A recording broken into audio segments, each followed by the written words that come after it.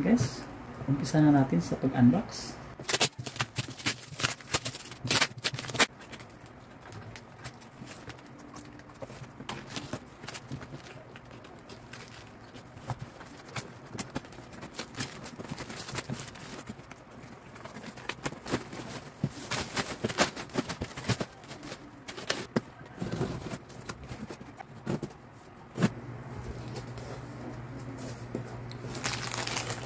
So guys, may free pa siyang gaming mousepad.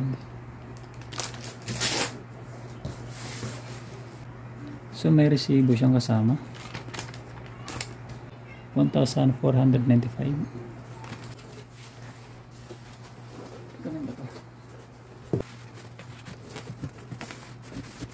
Balot na balot guys, talagang safe din.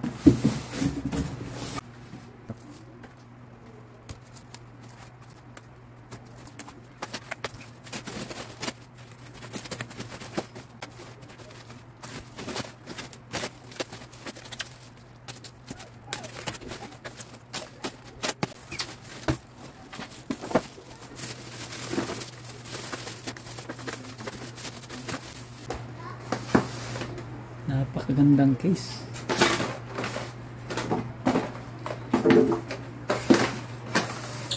So ito guys ang kanyang glass. Pinarap na. Ayan, kaharap niya guys. Cover lang yata ito. May cover nga. Wala pala siyang wala sa harap. Ano ba ito?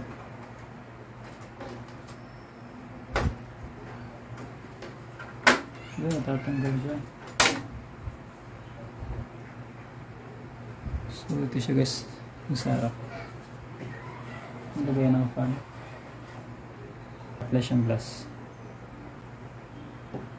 Sabi glass daw sa harap.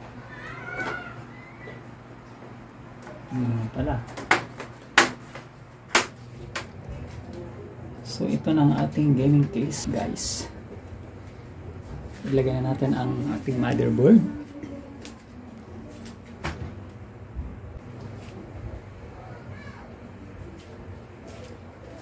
So ito ang ating motherboard. Nakakabit na lahat ng RAM.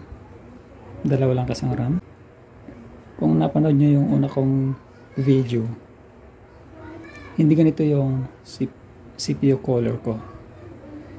Pinalitan ko guys kasi natatamaan itong heatsink ng aking motherboard. Nasugatan nga ng konti. So pinalitan ko na lang ng ganito.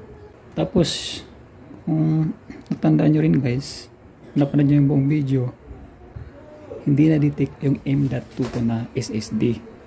Dito po siya nilagay guys sa PCIe Gen 4. So nung nilipat ko dito guys sa baba, gumana na siya. So ito na yung ginagamit ko. Inalis ko na yung 2.5 SATA na SSD na dati kong ginagamit. So kapitan natin.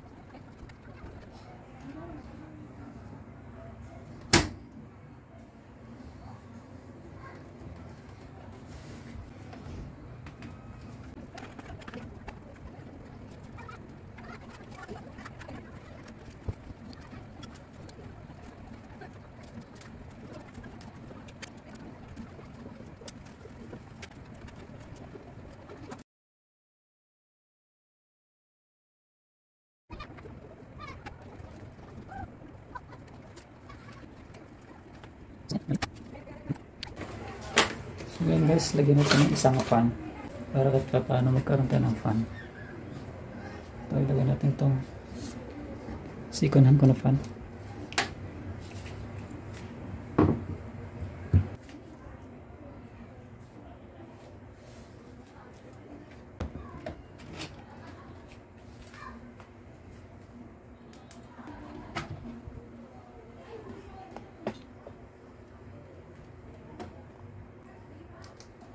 So Next guys, itong ating video card.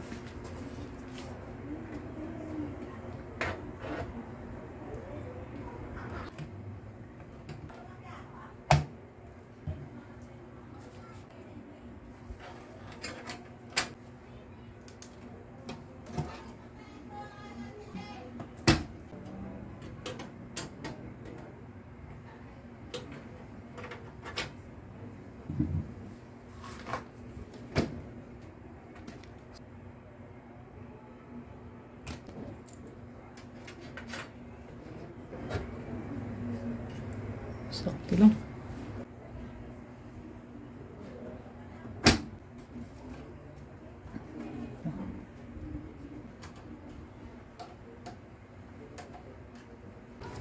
Natapos din sa wakas.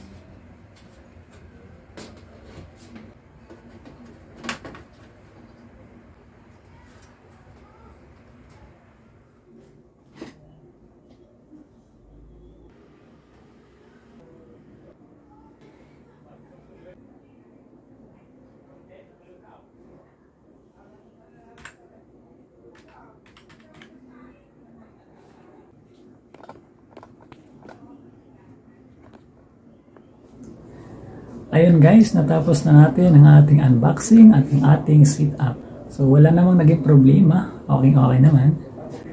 At abangan ang susunod kong video kung saan watercolor na guys ang ilalagay ko sa CPU color. So muli guys, maraming salamat, bye bye.